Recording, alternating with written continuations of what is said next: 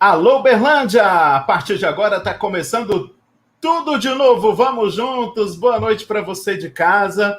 Boa noite para você aonde você estiver. A partir de agora, vamos bater aquele papo super legal. Vamos falar da saúde dos olhos. Gente, é tão importante a questão da visão. E você que não sabe ainda sobre os cuidados que você tem que ter com os seus olhos, quais são os tratamentos, quais são os tipos de problema, vem com a gente. Vamos juntos, tire a sua dúvida, vem interagir conosco, não deixe de curtir, compartilhar a nossa live. Os olhos, quais são os tratamentos, quais são os tipos de problemas, vem com a gente. A partir de agora, vamos juntos no canal de notícias Alô Uberlândia e no Fala Sil no Facebook. E mais, você também pode entrar através aí do nosso canal do YouTube. Pessoal, quero lembrar você que estamos em nome de Supermercado Todo Seu. Supermercado Todo Seu fica no bairro Planalto. Promoções todos os dias. Todo Seu, Rua Antônio Vicente Ferreira, número 400. Lá você vai conferir, nesse finalzão de semana, as promoções do Todo Seu. Por quê?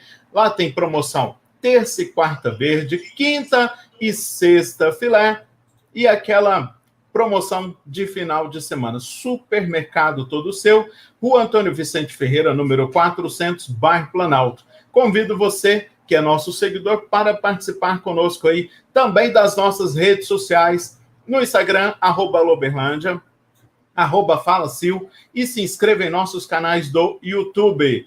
Super legal. Vai lá, acesse o nosso canal no YouTube, se inscreva, acione aquele sininho para você receber as notificações, porque novidades a gente sempre traz aqui para vocês. Hoje vamos falar com a doutora Roberta Abdumassi. Gente, vai ser um papo muito legal. Ela é do HCO, minha médica, já me atendeu, já examinou os meus olhos. Vamos falar sobre visão, sobre os olhos. Doutora, seja muito bem-vinda. Agradeço por ter aceitado o nosso convite. Ótima noite. Eu que agradeço. Obrigada, pela oportunidade de falar de um tema tão importante, participar com você. O pessoal que não sabe, doutora, eu tenho muitos seguidores, graças a Deus, tanto no Instagram quanto aqui na página do Facebook. Muita gente não sabe do problema que eu tenho. E hoje a gente pode até falar sobre ele também, que é a retinose pigmentar e outros problemas que às vezes as pessoas têm e não sabem que tem, porque não faz aquela questão de ir ao oftalmo, de fazer um exame de rotina, de cuidar bem dos olhos, né, doutora?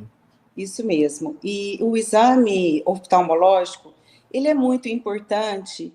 E os cuidados para ter uma boa visão, na verdade, começam no pré-natal. É muito importante que a grávida faça o pré-natal, e isso vai impedir que ela tenha algumas doenças que já passam desde a gravidez para o feto. No nascimento tem o teste do pezinho, e depois a gente recomenda anualmente uma consulta com o oftalmologista, Algumas doenças são detectadas muito precocemente, e o tratamento adequado impede a perda visual, que pode ser, em alguns casos, muito importante. Interessante porque, assim, quando eu fui a primeira vez ao oftalmo, eu tinha 5 anos, isso foi em, 79. Naquela época, doutora, lógico, tudo era muito diferente do que a gente tem em relação até à tecnologia que temos hoje, né? Eu fui descobrir o meu problema de visão com 18 anos de idade, né? Até que as coisas evoluíram, quer dizer, eu tinha já 18 anos, comecei a entender o que eu tinha, que era retinose pigmentar, mas demorou muito. Hoje não, hoje, desde criancinha, o bebê já nasce fazendo todos os exames, já nasce, e os pais já têm como prevenir e já começar os tratamentos, né? Exatamente. Algumas doenças, assim, infelizmente, até hoje, o tratamento é limitado, os resultados são limitados, e mesmo na retinose pigmentar, que é a distrofia hereditária da retina. Então, existem algumas distrofias hereditárias da retina, que são alterações herdadas, A gente herda pelo cromossomo, é uma herança familiar, e existem diferentes distrofias, a retinose pigmentar é uma delas, Algumas causam uma perda visual mais acentuada, outras uma perda menos acentuada. E eu tenho uma ótima notícia para você. Recentemente foi lançado no mundo inteiro, inclusive no Brasil, já um tratamento para algumas distrofias. Então, hoje é possível fazer até o mapa genético e alguns pacientes já beneficiam, infelizmente ainda são poucos, mas já beneficiam do tratamento. O que é importante é que, além desse grupo pequeno que beneficia, abriu-se uma nova janela de oportunidades. Então, a oftalmologia, eu até brinco que é impossível não se apaixonar por ela, porque a gente faz coisas assim maravilhosas, né, pela visão. Já fazemos muito, a oftalmologia atual está muito moderna, está muito boa, e gradativamente nós temos visto novos avanços que têm possibilitado tratamentos antes assim impensados, né? Então já abriu-se uma nova linha, né, de tratamentos que é medicamentoso e para o tratamento então das distrofias hereditárias da retina, né? Mas existem muitas outras patologias que são também muito importantes. Tem, assim, hoje, um vasto arsenal de equipamentos que a gente pode fazer diagnósticos muito precisos, acompanhamentos muito precisos, né? E doenças, assim, antes que eram impensadas, hoje o tratamento era impensado, os resultados bons, né? Hoje é assim, os resultados são excelentes, né? Nós podemos dizer aí a cirurgia da catarata, que teve um avanço maravilhoso, né? Hoje ela é realizada com colírios, a gente implanta uma lente no olho que substitui o cristalino, né? Substitui a catarata, com a possibilidade de diminuir ao máximo o grau do paciente, tanto para longe quanto para perto, algumas vezes até eliminar mesmo o uso de óculos. A cirurgia refrativa, que é a cirurgia para diminuir a dependência dos óculos ou até mesmo eliminá-los, e muitas outras, né? A degeneração macular relacionada à idade, que é uma doença e é uma causa importante de perda visual assim acentuada, que acomete pessoas principalmente acima de 65 anos de idade. Até um tempo atrás, os resultados eram muito limitados no tratamento, né? Hoje os resultados são bons, existem as injeções intravítreas que dão um resultado muito bom para uma forma grave dessa doença, e assim vai, né? O glaucoma, que hoje nós temos colírios muito potentes, cirurgias, né? Possibilidades de diagnóstico precoce, tratamento precoce. Então, a oftalmologia hoje está numa fase maravilhosa, né? E com perspectivas de melhoras, assim, a cada dia. E isso é fascinante para nós, né? Que estamos nessa área. Que maravilha! As informações são ótimas, as notícias são boas. Tem uma amiga, é lógico, quando a gente tem um problema de visão, a gente acaba formando um grupo de amigos com os mesmos problemas. Até mesmo para juntos, né, procurar informações, ajudarmos uns aos outros, né? E uma das minhas amigas, ela também tem a retinose, e ela a pressão dela subiu muito no olho. O que acontece essa questão da subir tanta pressão do olho, doutora, que ela teve que fazer tratamento assim muito sério, até fazer aplicação a laser, fazer um monte, e usa colírio, o negócio foi muito sério. Então, o olho é um globo fechado e exige a produção de um líquido e a drenagem desse líquido. Isso gera uma pressão dentro desse globo ocular. E quando essa pressão está elevada, ela vai matando aos poucos o nervo óptico.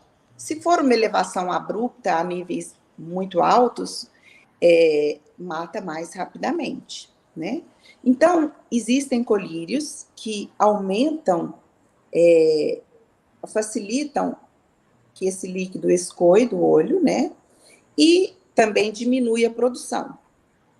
E hoje temos colírios assim muito potentes e muitas outras formas de tratamento. Muitas vezes tem o crescimento de uns vasos anormais na malha trabecular, que é o local onde é drenado o líquido. Aí é necessário fazer laser para que haja a regressão desses vasos. E existem outros tratamentos, como a crioterapia nessa região, e muitos outros tratamentos que facilitam muito e que anteriormente não existiam. E além disso, que é muito importante, é o diagnóstico. Hoje o diagnóstico está muito facilitado, o acompanhamento. O tipo de glaucoma, essa doença que tem o aumento da pressão intraocular e com isso a morte gradativa dos neurônios, do nervo óptico, que é o nervo que nos permite enxergar, e essa doença é o glaucoma, né? E hoje, o glaucoma mais comum é o crônico de ângulo aberto, é um glaucoma que cursa com uma perda de visão lenta e progressiva, que é a longo prazo, e com um aumento moderado da pressão intraocular. Então, o diagnóstico precoce, ele é muito importante, porque quando se faz o tratamento, quando se inicia o tratamento, o que o paciente já perdeu de neurônios, ele não recupera. Então, é muito importante que esse diagnóstico seja precoce. E as formas de se fazer esse diagnóstico e o acompanhamento dos pacientes hoje melhorou demais. Então, nós temos, assim, aparelhos que fazem uma tomografia do nervo óptico com poder de resolução altíssimo, como se fosse uma biópsia em vivo, né? Isso permite um acompanhamento mais próximo. E o que acontece? Com todo esse arsenal terapêutico, né?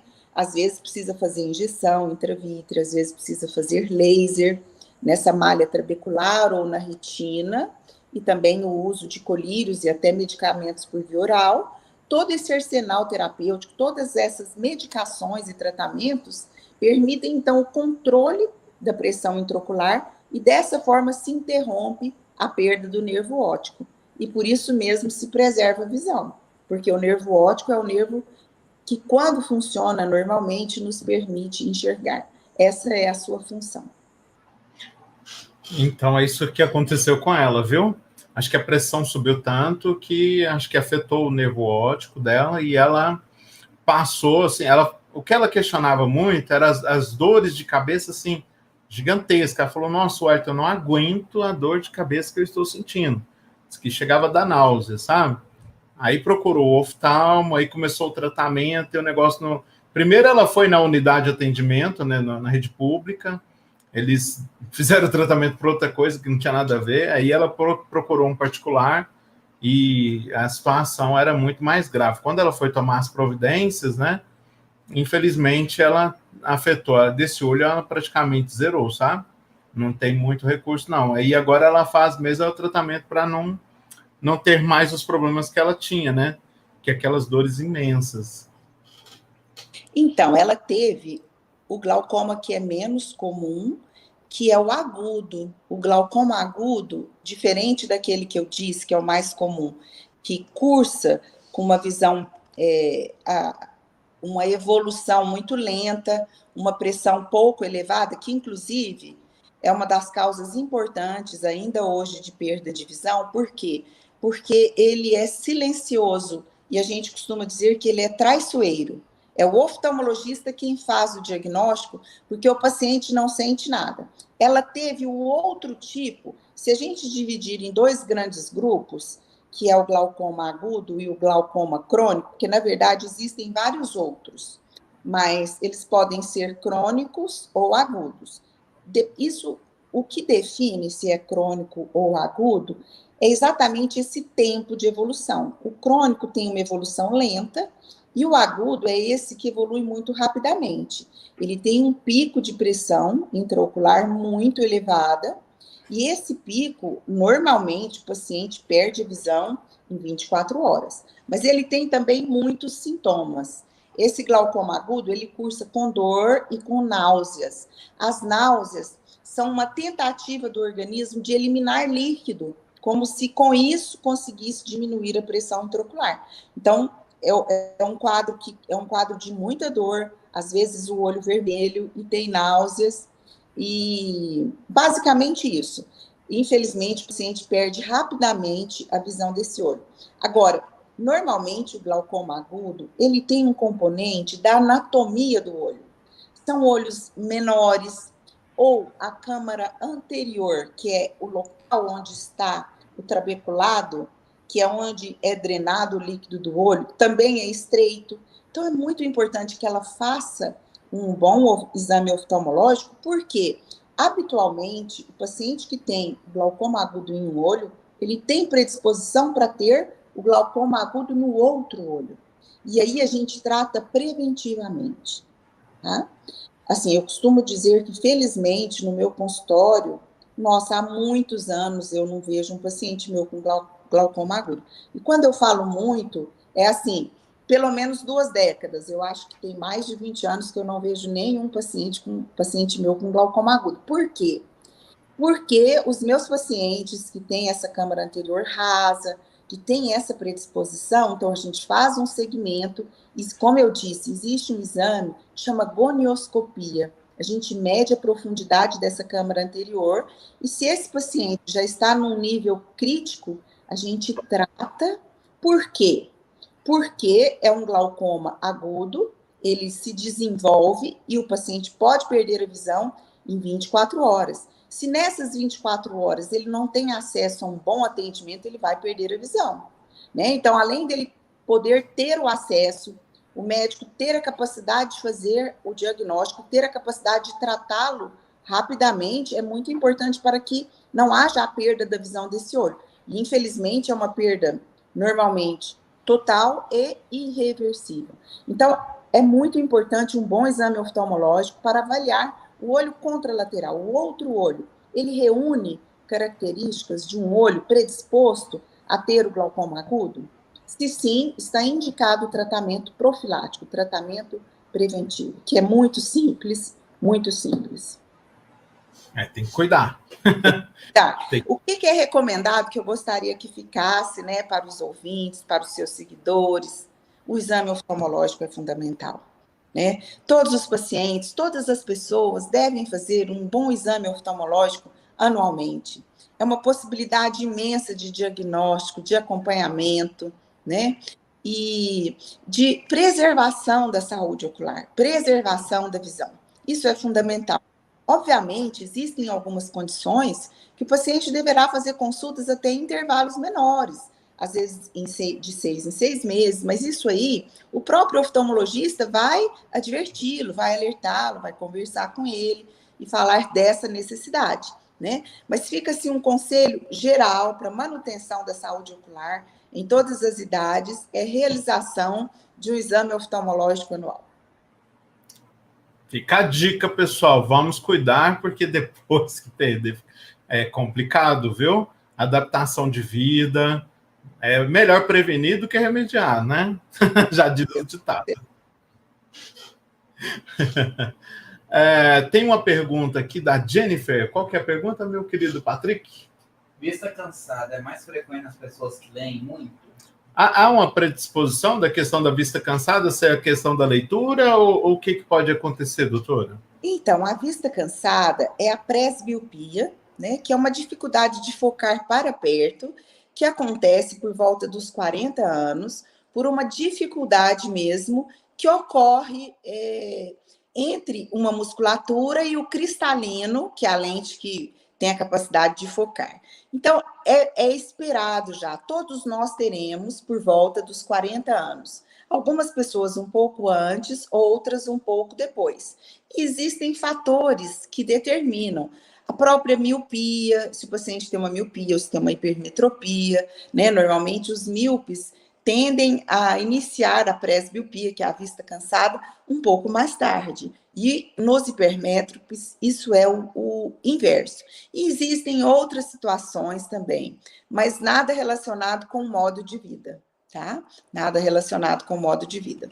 Eu costumo dizer que todas as pessoas que não foram ao oftalmologista antes dos 40 anos irão após os 40, porque com a vista cansada é necessário fazer um exame oftalmológico, não só para utilizar os óculos para ler, para leitura, mas também é o momento que algumas doenças se tornam muito mais prevalentes. É um momento de medir a pressão intraocular, de avaliar o fundo do olho, etc, né? Então, é muito importante que faça uma consulta. E não tem correlação com o hábito da leitura. Ok. Aproveitando aqui, está participando conosco o Emerson, do bairro Planalto, e o Lindomar, que não deixou o bairro, deixou boa noite para vocês. Obrigado, deixa a pergunta, participa conosco. Mais uma pergunta aqui, qual que é, Patrick, a pergunta? O uso de óculos faz diminuir o grau? O uso do óculos, ele diminui, reduz aí a questão do grau, doutora? Ou depende da situação? Não depende. Existem mitos com relação ao uso do grau, tanto de que o uso do grau faz diminuir o grau, porque a pessoa não estará forçando, quanto o oposto, né? Não, vai acostumar e o grau vai aumentar. Nem uma coisa, nem outra. O grau, ele é determinado por outros fatores, e o óculos, ele é um fator externo, ele não modifica a evolução do grau. Interessante.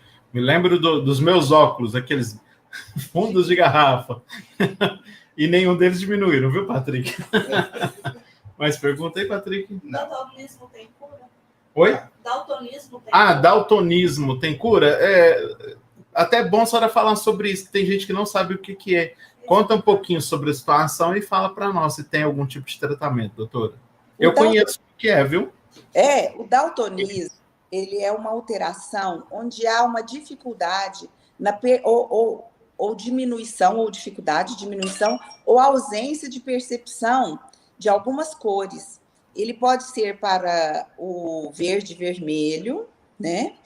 E algumas vezes o paciente realmente não consegue fazer a distinção.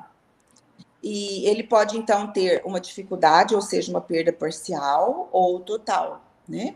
Mas esses pacientes, eles se ajustam facilmente, e alguns vão perceber ou saber desse diagnóstico muito tardiamente. Normalmente, assim, é depois de adulto, tá?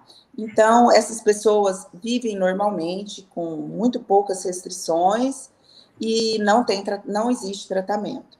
O diagnóstico é feito com um teste muito simples, que é o teste de Chihara, no consultório. O paciente vai ler alguns números e ver se consegue, então, perceber esses números que têm umas bolinhas de cores diferentes. E eu disse que pode ser para o verde e vermelho e pode ser também para o amarelo e azul. Então, para diferentes comprimentos de onda, e o paciente que tem o daltonismo, ele percebe essas cores em diferentes tons de cinza. É isso que acontece com esse amigo meu. Para ele é tudo cinza. Para ele o semáforo é cinza. Então, eu tenho até um amicíssimo do meu filho, né, que é médico, esse amigo, e ele foi saber que era daltônico, se não me engano, já fazendo o curso de medicina, né? E até o pessoal, eu não tenho certeza se durante o curso ou até após formar-se em um médico. Uau. E aí os amigos gozavam muito, falavam que por isso que achavam que ele era muito sem gosto para se vestir, porque ele misturava algumas cores. Mas era só mesmo para zoar com ele, que não tinha nada disso, né?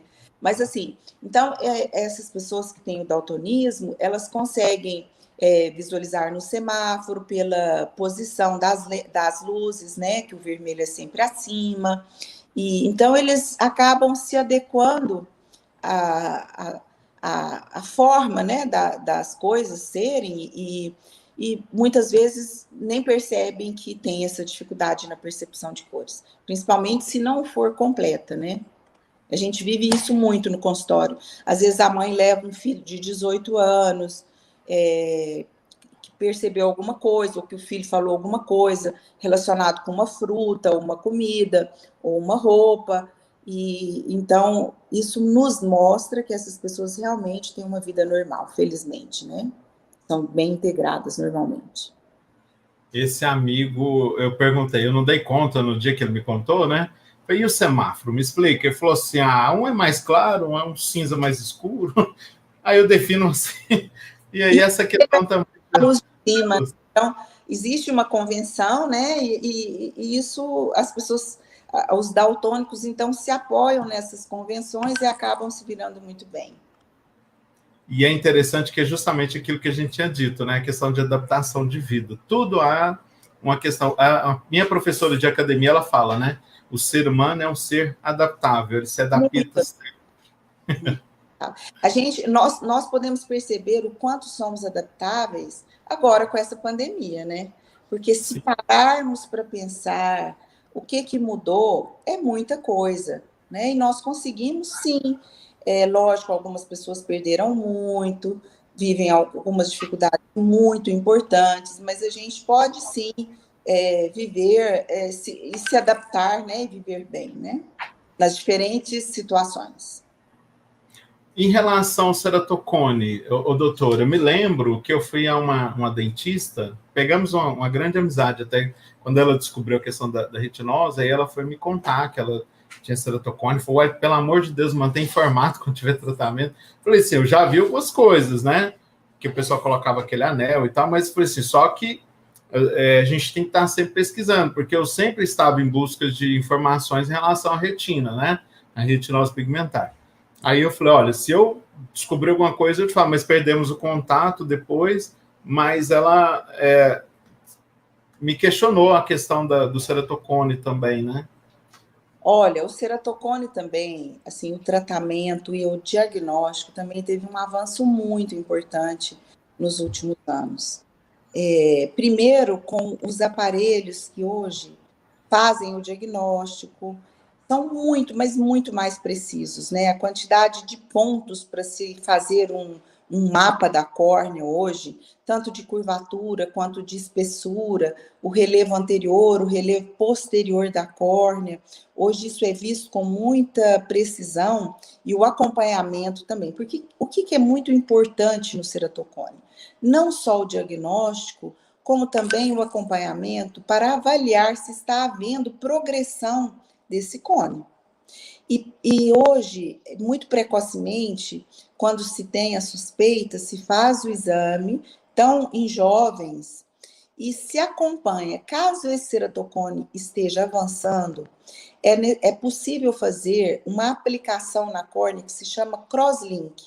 E o crosslink, ele impede a progressão do ceratocone. Isso foi uma coisa muito importante, porque até então só haviam tratamentos e nada que impedisse a progressão. Então, hoje nós já temos. E por que é importante tratar o ceratocone? No ceratocone vai havendo uma alteração progressiva da curvatura da córnea. Então, a córnea ela é como se fosse um vidrinho de relógio do olho. E ela tem algumas características que formam, que configuram uma córnea normal, e essas características são muito importantes para a gente enxergar bem, né? Então, por que o óculos não dá uma boa visão para o paciente que tem ceratocone? Porque o óculos ele corrige o grau, mas não corrige a curvatura. Então, o paciente que tem ceratocone, se esse cone for avançado, ele vai se beneficiar do uso de lente de contato rígida. Então, são as lentes de contato rígidas, que vão, então, corrigir a curvatura, porque a curvatura desse olho, que é alterada, passa a ter a curvatura da lente rígida. A lente gelatinosa, ela se amolda a essa córnea de curvatura alterada e reproduz essa alteração. A rígida, não. Por ela ser firme, a curvatura do olho passa a ter a curvatura da lente. Então, um dos tratamentos, né, é a utilização de lentes rígidas gás permeáveis. E existem vários outros tratamentos, né? O anel ainda é utilizado e em casos mais avançados, o transplante, né? O transplante de córnea. Que hoje também as técnicas de transplante evoluíram demais. São muito menos invasivos, né? E com resultados muito melhores. Esses pacientes, às vezes, continuam necessitando de utilizar lentes de contato, e as lentes de contato também evoluíram muito, porque nesses casos é muito importante o desenho da lente de contato, porque ela precisa se amoldar a essa córnea que é muito alterada. E a indústria de lentes também evoluiu demais. E hoje a gente consegue adaptar lentes de contato em praticamente todas as córneas. Aproveitar aqui e mandar um abraço para a Patrícia Zanovelo, E aí, Pati, boa noite, obrigado pelo carinho da audiência. Saudades, minha amiga. Tá aí acompanhando a gente. Né? A Patrícia é muito querida, ela faz parte do nosso time lá no HCO, né? Nós temos um time muito bom, de colaboradores muito eficientes, e a Patrícia é um deles. Realmente é um prazer tê-la aqui conosco. A Patrícia muito é top. feliz. Patrícia é top. Tem É toda top. a força de você. Gente finíssima. A família dela é incrível. Gosto de ter um carinho muito grande. Outra situação interessante, a senhora estava falando a respeito da questão da lente de contato. Tem alguma situação específica que não é recomendado o uso de lente de contato?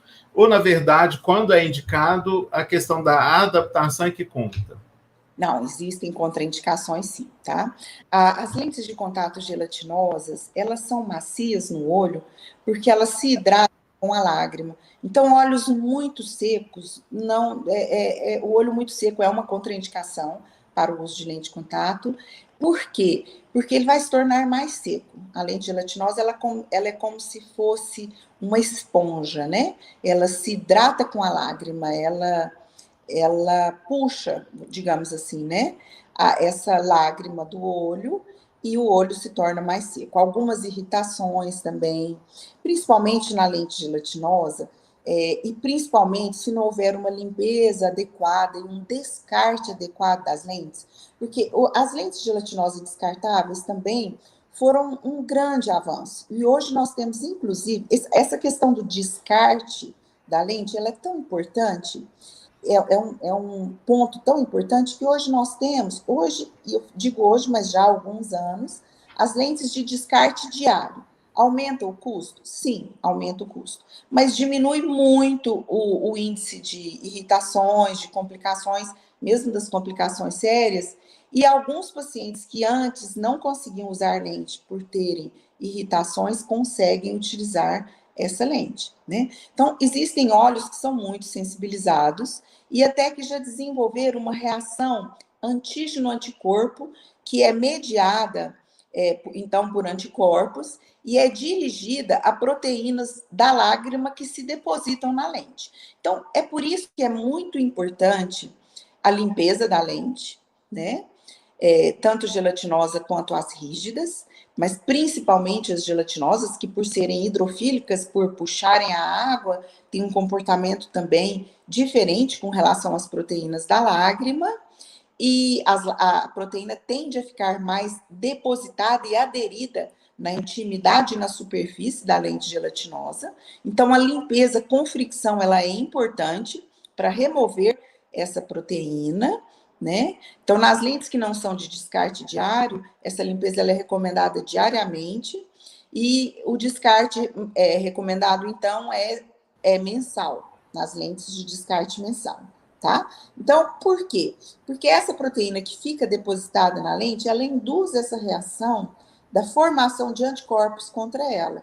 E aí, sempre que o paciente colocar lente de contato, ele terá, então, muito desconforto, porque ele sensibilizou-se a proteína que fica na lente. Então, é muito importante que a limpeza seja bem adequada e o descarte no tempo correto para se evitar essa sensibilização. Dificulta muito o uso depois, tá? Existem algumas outras contraindicações, como a presença de ceratites, alguns processos infecciosos, mesmo uma blefarite, que é aquela caspinha no bordo da pálpebra, né, que fica na raiz do cílio. Algumas vezes ela é de muito difícil controle e acaba impossibilitando ou dificultando muito o uso de lentes. E até falando das blefarites, eu gostaria de dizer aqui que existe um exame novo que é feito, ele se chama HIDRA. É uma avaliação da lágrima, mas é um exame tão completo. Ele nos diz sobre a piscada, sobre a distribuição do filme lacrimal, a distribuição da lágrima no olho, a quantidade de lágrima, e algumas vezes a gente precisa fazer esse exame para entender qual que é a dificuldade do paciente, né, para usar as lentes de contato. E já aproveitando e falando das blefarites, que são essas inflamações do bordo palpebral, da pálpebra como um todo, aqueles olhos sempre vermelhos, com a formação daquela caspinha. Hoje a gente faz também um tratamento com luz pulsada na pálpebra, né? As pessoas falam, é laser. É muito parecido, né? É uma luz, um comprimento de onda, mas é uma luz pulsada. E o resultado é muito bom. A gente precisa fazer pelo menos 3 sessões, né?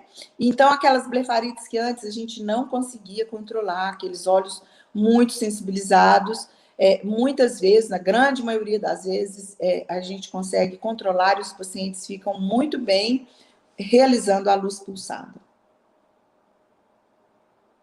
Eu falo sempre, né? Tudo é questão do zelo, do cuidado. Tem tantas recomendações que, se fizermos tudo certinho, né, doutora? Nossa, é tão importante.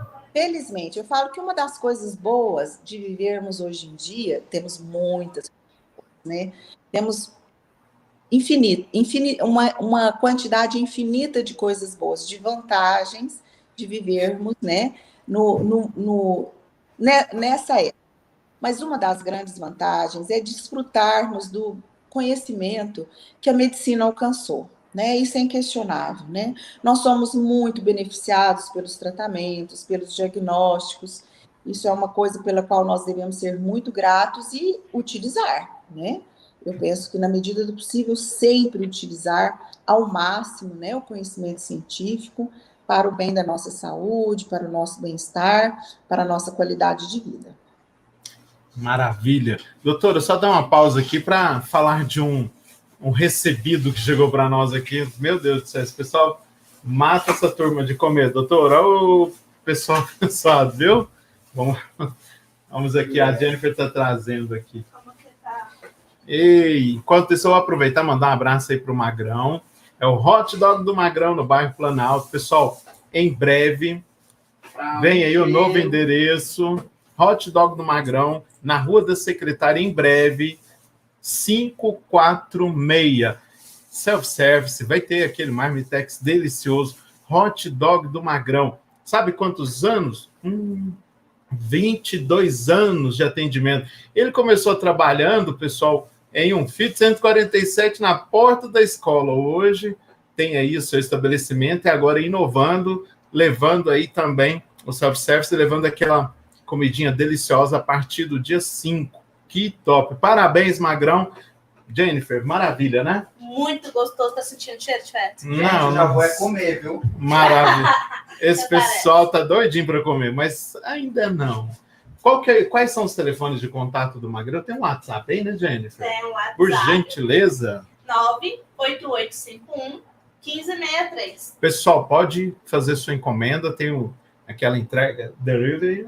Isso, eles também têm no iFood. Vai lá no iFood, pessoal. E tem o fixo, que é o 3232-8236. Hot Dog do Magrão, bairro Planalto, em breve em novo endereço, Rua da Secretária, 546. Hot Dog do Magrão. Eu recomendo, daqui a pouquinho eu vou comer, vocês vão ver os stories, que maravilha. Top demais. Abraço, Magrão, muito obrigado aí pelo carinho de vocês. Você vai fazer na live, eu vou comer. É, né? Ei, garoto. Tem uma pergunta aqui sobre a questão da alimentação. Os alimentos, eles influenciam em relação à prevenção ou tratamento, ou a questão mesmo dos olhos? Tem alguma influência, doutora? Tem muita influência. Todo o nosso modo de vida tem influência na visão, na saúde dos olhos, né? Principalmente quando nós vamos ficando mais velhos. Um dos pontos muito importantes é com relação à saúde, à vitalidade da retina, que é o tecido do olho que enxerga. A retina é como se fosse um tapetinho que reveste internamente o globo ocular, e ela é uma extensão das células do cérebro, né? O tecido da retina é que forma o nervo óptico, e os neurônios se prolongam até a área occipital, que é uma região da nuca, onde é formada a visão, porque o cérebro é quem enxerga, né? Da mesma forma, é quem interpreta as imagens. Mas, enfim, esse tecido, ele precisa ter muita vitalidade. e com a idade ele vai perdendo parte dessa vitalidade. Essa vitalidade ela é muito preservada nas pessoas que se alimentam bem, principalmente de vegetais verdes escuros, folhas verdes escuros, alimentos que têm o pigmento amarelo, como o milho verde, é muito saudável. E o ômega 3 também. Então, o ômega 3, o pigmento amarelo que tem no milho verde e o pigmento verde escuro das folhas verdes escuras, tá? Então, essa alimentação é importante. A prática de exercícios físicos durante toda a vida influi na oxigenação dessa região. Não ter ou a pressão arterial elevada ou tê-la sob controle com medicações, né? Também é muito importante para a vitalidade dessa região.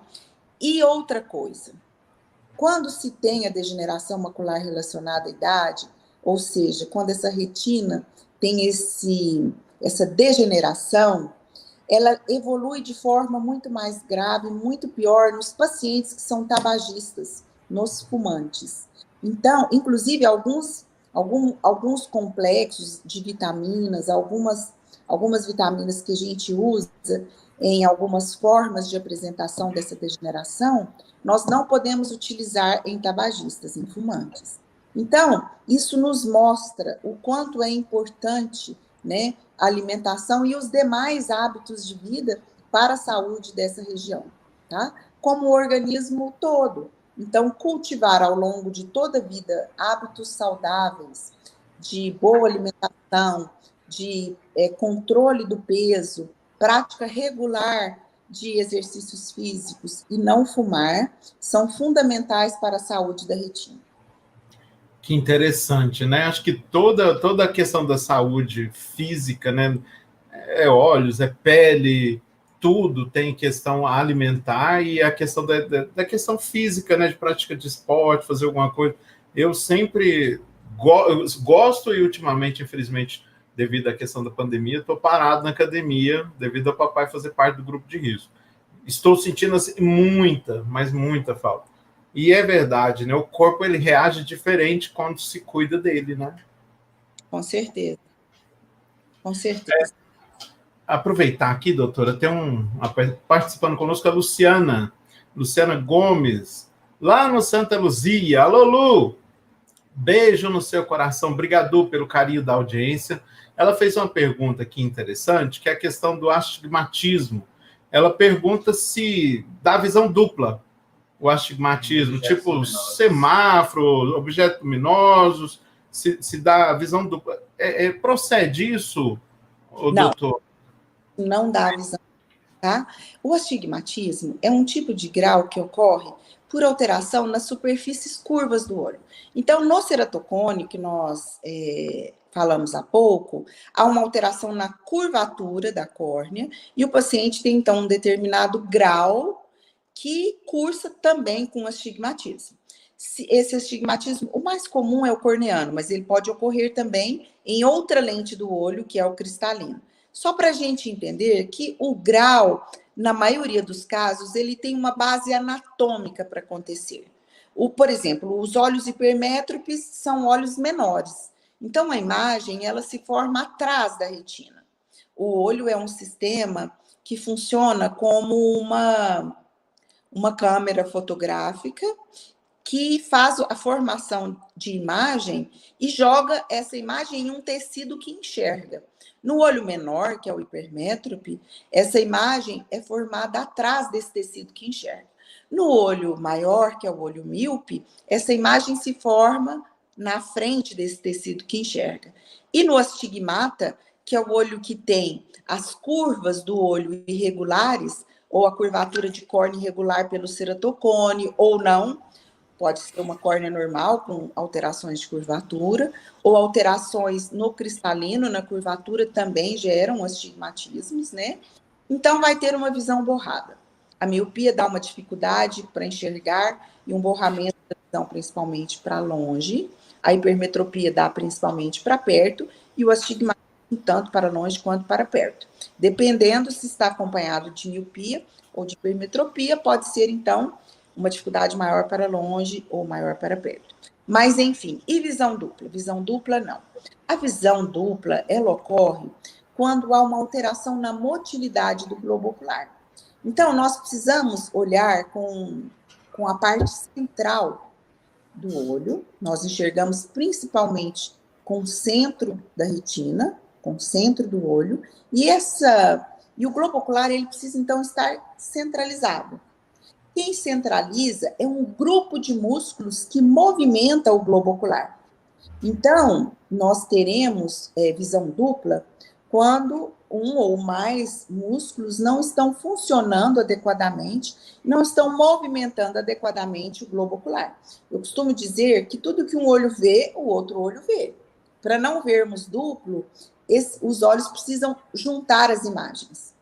E esse movimento é feito por um grupo de músculos, e se algum deles não estiver funcionando de forma adequada, então podemos ver duplo. Eu até gostaria de ressaltar aqui, principalmente se forem pessoas um pouco mais velhas, é muito importante essa questão da visão dupla, procurar o oftalmologista sempre. Em qualquer idade é necessário, visão dupla precisa consultar o oftalmologista.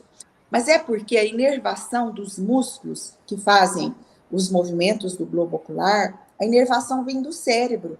E pode ser, muitas vezes, essa visão dupla é o primeiro sinal, e quem acaba encaminhando para o neurologista, para um diagnóstico, às vezes é o oftalmologista, por ser o primeiro sinal, mas pode ser um AVC que acometeu a área que sai a inervação responsável, né, a inervação desse músculo, a área responsável pela inervação desse músculo, que faz um determinado movimento.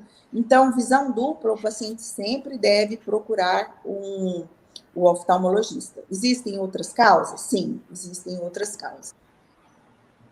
Luciana, se tiver duplicando essa visão, pelo amor de Deus, doutora lá no HCO, viu? Vai lá, procura a doutora Roberta, fala, eu estava lá e eu falei com a senhora e com o Hélio, eu quero olhar aqui que eu estou vendo de errado aqui.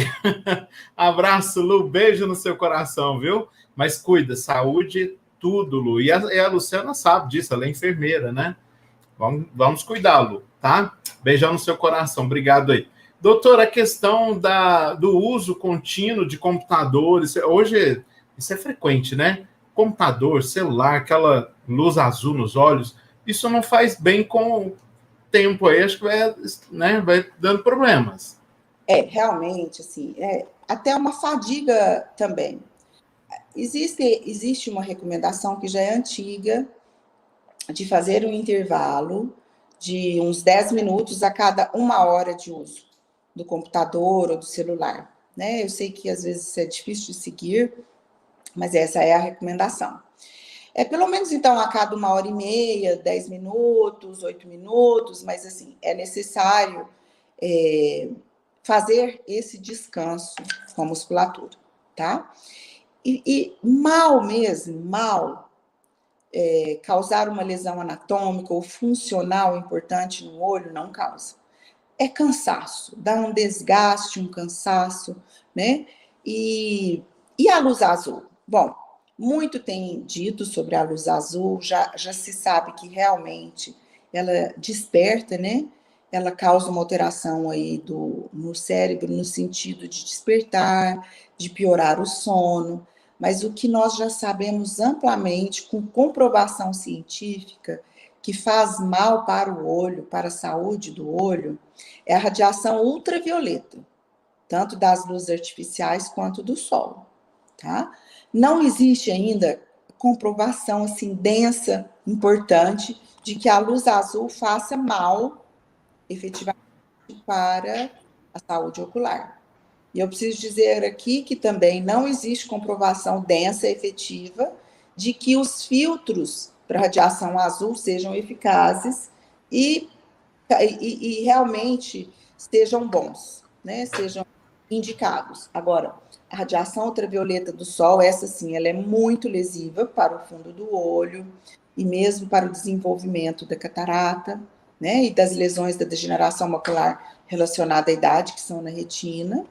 Então, o filtro proteção, né, da radiação ultravioleta do sol, das luzes artificiais é muito importante. E as boas marcas de lente já saem de fábrica com a proteção para radiação ultravioleta, tá? Então, sabidamente, o que a gente tem certeza é que a radiação que faz mal é o comprimento de onda da ultravioleta. E é muito importante que os óculos que a gente use tenha, então, o filtro barreira para esse comprimento de onda. Bom? Excelente. Tem mais uma pergunta aqui da Marilene. Marilene, qual que é o seu bairro? Um abraço para você. Obrigado pelo carinho, tá? Ela pergunta aqui, doutora, se a questão do uso dos óculos e da lente, né, de contato, se ela fizer a cirurgia refrativa, resolve a situação para tirar os óculos, né? Pergunta se qualquer paciente pode fazer. Se qualquer paciente pode fazer a cirurgia refrativa. Tá. Não é qualquer paciente. Eu costumo dizer que um dos passos mais importantes da cirurgia refrativa é a seleção, tá? E, novamente, eu vou dizer aqui da importância dos bons exames no pré-operatório, né? De novo, eu vou dizer aqui de quanto que a gente hoje usufrui de aparelhos com uma tecnologia muito boa para fazer um diagnóstico preciso, né, dessa estrutura que é a córnea, que é esse vidrinho de relógio no olho, que é onde a cirurgia refrativa será realizada. Cirurgia refrativa, ela é hoje muito tranquila de ser realizada para o paciente. É uma cirurgia que se realiza com anestesia tópica, que é o colírio, né? Ela é uma cirurgia que é feita na superfície do olho, então é uma cirurgia que a gravidade é muito menor do que uma cirurgia que é dentro do olho, então é uma cirurgia para o paciente muito tranquila, mas ela envolve uma tecnologia muito grande, né? Tanto na avaliação desse paciente, quanto da programação da melhor cirurgia para esse paciente. E nessa avaliação e nessa programação, entram alguns fatores, como, por exemplo, a espessura da córnea desse paciente, né? A curvatura da córnea desse paciente, e ele precisa ter, o paciente, ele precisa ter uma córnea compatível com a cirurgia que ele precisa fazer para corrigir o grau. Então, por exemplo, graus maiores habitualmente exigem espessuras maiores de córnea, porque depois da cirurgia, o paciente ainda precisa ter uma espessura boa de córnea, tá? Então, se na cirurgia pode haver um desgaste dessa córnea, ela precisa ser mais espessa para realizar cirurgia em graus maiores. Então, essa avaliação, ela é muito particular, né? E vai envolver aí as características da córnea, a evolução do grau do paciente, como que tem sido, a idade, as atividades que esse paciente realiza, e uma série de outros fatores que são avaliados, né? Mas, principalmente, o grau que necessita ser corrigido e a estrutura da córnea que esse paciente tem, para avaliarmos, então, se ela é compatível com a cirurgia que o paciente precisa fazer, tanto no sentido de conseguir eliminar os óculos ou diminuir ao máximo o uso, diminuindo aí esse grau que o paciente tem, corrigindo esse grau e ainda deixando-o com uma córnea saudável. É isso que é muito importante, né? Que a gente possa corrigir o grau do paciente e ainda deixá-lo com uma córnea saudável. Então, essa avaliação do pré-operatório, ela vai nos dizer se é possível para aquele grau que o paciente precisa corrigir. Muito bom, excelente. Outra pergunta aqui, doutora, a questão do uso da maquiagem. Tem mulher que chega em casa de madrugada e não quer tirar a maquiagem para dormir. Quais os efeitos de se cuidar, né, de não se cuidar em relação à questão das maquiagens aí? Quais os cuidados que a pessoa também deve ter? Então, eu acho que um cuidado assim, muito importante é não compartilhar, né, maquiagem, por quê? Pela possibilidade de contaminação. E assim, eu penso que agora, depois da pandemia, ficou mais claro o que é a questão da contaminação, né? A questão de líquidos corporais, como, por exemplo, a lágrima, né? Que podem estar nessa maquiagem. E, então, não compartilhar. E pessoas que são mais alérgicas, procurar utilizar produtos hipoalergênicos, né? e realmente retirar a lágrima, retirar a maquiagem antes de dormir. Por que que é importante? Aumenta tanto o risco de ter aí uma conjuntivite por contaminação mesmo, né? Porque ficam resíduos aí, né? Em contato com o olho. E também por uma questão de higienização mesmo, né? Da pele, do bordo palpebral. Então, é muito importante retirar, tá? E isso se torna mais importante ainda se o paciente é usuário de lente de contato, né? Porque todos esses outros fatores, tanto da higienização quanto da contaminação, serão mais importantes nesses pacientes que usam lente. Maravilha. Marilene, está no Tubalina, Marilene. Um beijo no seu coração. Obrigado por participar conosco. Ela falou assim que ela teve indicação da cirurgia refrativa e está com medo, doutora. Ei, Marilene. Fala com ela, doutora. Então, olha, a cirurgia refrativa, ela tem um ponto muito interessante, porque o paciente, se ele enxerga bem com óculos e ele enxerga bem com lente, realmente a decisão precisa partir dele.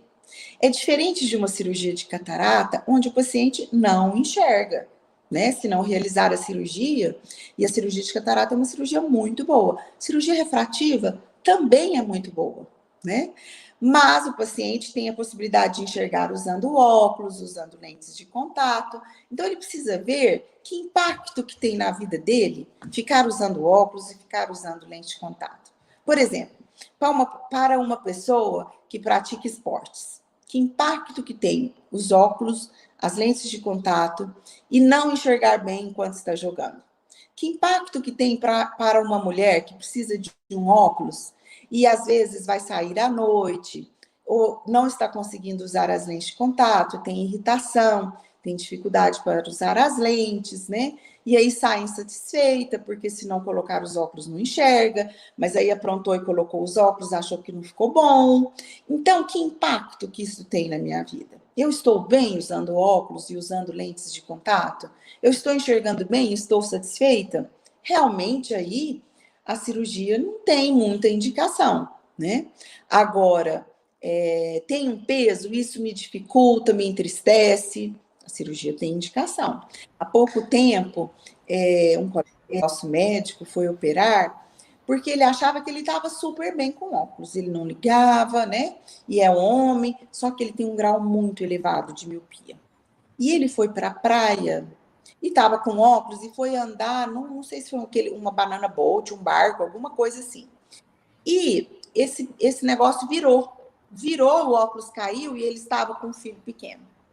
Então, ele não enxergou o filho pequeno. A hora que ele voltou, e ele teve muita dificuldade, assim, ninguém afogou, ninguém passou mal, não teve nada. Mas ele ficou muito apurado de estar naquela situação, não ter conseguido enxergar o filho, ter conseguido ajudá-lo. Na verdade, foram outras pessoas que ajudaram o filhinho dele. Então, ele chegou dessa viagem, ele nos procurou e falou assim, eu vou operar. Agora eu vi que realmente, para mim, eu vou operar. Então, tem muito dessas coisas. Tem uma outra mãe que nos procurou também, porque de noite ela não enxergava o neném, ela tinha um grau elevado também, e ela precisava achar os óculos, para pôr os óculos, para ver o neném, para ver a mamadeira, para ver o biquinho. Então, assim, tem algumas situações que ficam muito evidentes para o paciente que está sendo um problema. Ter aquele grau, ter aquele óculos, ter que usar aquela lente, né? Agora, se o paciente está bem, eu costumo dizer que nós temos 3 possibilidades de correção de grau. A primeira e mais simples é o óculos, a segunda são as lentes de contato, e a terceira é a cirurgia refrativa, que é maravilhosa, mas o paciente precisa sentir a necessidade dela, e como eu disse, é diferente de uma situação onde você põe óculos e continua não enxergando, né? Você põe lente e continua não enxergando, aí é imperativa a realização da cirurgia com o objetivo de promover a visão. Maravilha. O Marilene, e aí? Analisa, coloca na balança. Olha, eu tô falando de mim, né? Se hoje... Eu falo isso muito pro meu pai, que o papai tem um problema auditivo. E ele teve muitas restrições em procurar um médico, doutora, para usar aparelho. Ele tinha vergonha, a palavra é essa. E eu falei sempre para ele, papai, eu queria ter um capacete especial para enxergar. E eu não teria vergonha de sair na rua. Então, sim, se há uma possibilidade de melhorar a sua visão e você entende que vai melhorar a sua vida, por que não, né? Exatamente, procurar um profissional sério, que faça Sim. cirurgia da melhor forma possível, né? A cirurgia é maravilhosa, realmente, os pacientes ficam muito satisfeitos, né?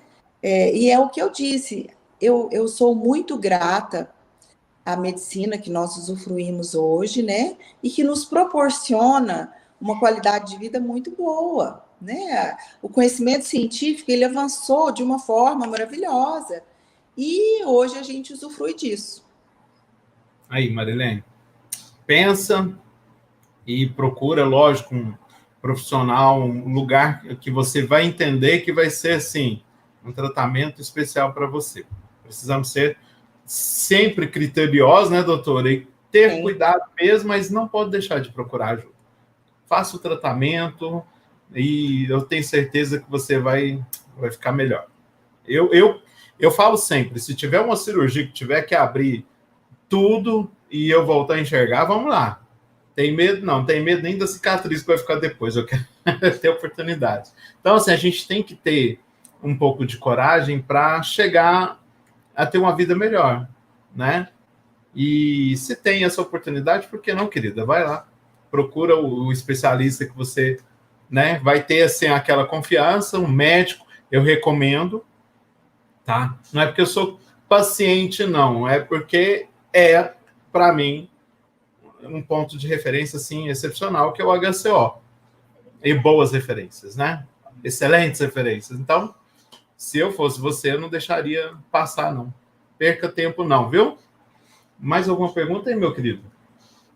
Eu queria. Sobre a leitura. Ah, tá, a questão da leitura. Sim. O pessoal tem algumas a pergunta aqui, doutora, a questão da leitura noturna e leitura em movimento, né? Eu já vi alguns comentários de leitura em movimento de deslocamento de retina, procede?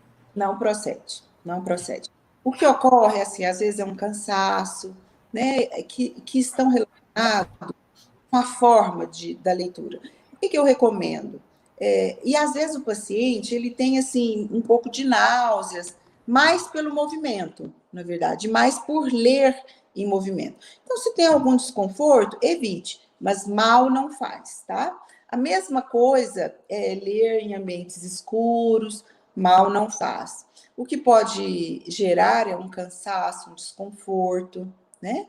E eu costumo dizer, então, sempre que possível, melhore a iluminação, né? Mas se não for, observe a sensação que você tem. Se está desconfortável, evite. Mal não faz, não. Pode ficar tranquilo. Ok. É isso mesmo, pessoal. Vamos ter cuidados com os olhos. Eu quero até aproveitar e dizer assim para você que não teve coragem ainda de procurar um oftalmo, às vezes tem medo né, dos exames, ou então não teve ainda a oportunidade. Pessoal, recomendo demais o HCO, recomendo a doutora Roberta, toda a equipe, porque eu conheço a equipe, conheço a turma toda que trabalha lá, são profissionais assim excepcionais, tá? Doutora, a senhora quer passar as redes sociais do HCO, da senhora? Fica à vontade. Pode deixar aquelas considerações, alguma dica. Eu quero que a senhora fique à vontade. Olha, é sempre um prazer falar da oftalmologia, né? Que é a nossa paixão, é a razão de ser do HCO, né? E nós estamos de portas abertas, esperando os nossos pacientes para oferecer a melhor tecnologia possível e procuramos sempre estar atualizados, tanto do ponto de vista de formação pessoal, de conhecimentos, quanto de aparelhagem. Nós estamos sempre adquirindo novas tecnologias, sempre. Sempre nos esforçamos para oferecer o que tem de mais novo, de mais seguro, de melhor para os nossos pacientes, tá? Nós temos uma página no Facebook, no Instagram, e tem lá todos os nossos contatos. Será um prazer atendê-los, né? É o hco.uberlândia, E nós estamos na Getúlio Vargas, 1700, nosso telefone é 3291-2400. Estamos à disposição, né? E faremos o melhor para atendê-los. Será um prazer. Quero mais uma vez aqui agradecer pela senhora ter aceitado o nosso convite, deixar à disposição o Alô Berlândia, o Fala Sil, quando a senhora precisar, estamos sempre disponíveis para atendê-la, tá? Atender o HCO. Conte conosco. Mais uma vez, obrigado, que entendemos que falar de saúde é tudo. E muito obrigado por a senhora participar conosco aí. Espero que podemos mais outras vezes estarmos juntos. Eu é que agradeço a oportunidade. É sempre um prazer estar com você. E é sempre um prazer falar da oftalmologia. Muito obrigada. Uma boa noite a todos. Pessoal, sábado que vem estaremos juntos mais uma vez aqui no Alô Berlândia, no Fala Sil, trazendo muito mais para vocês. Deus abençoe, boa noite, bom feriadão, tamo junto!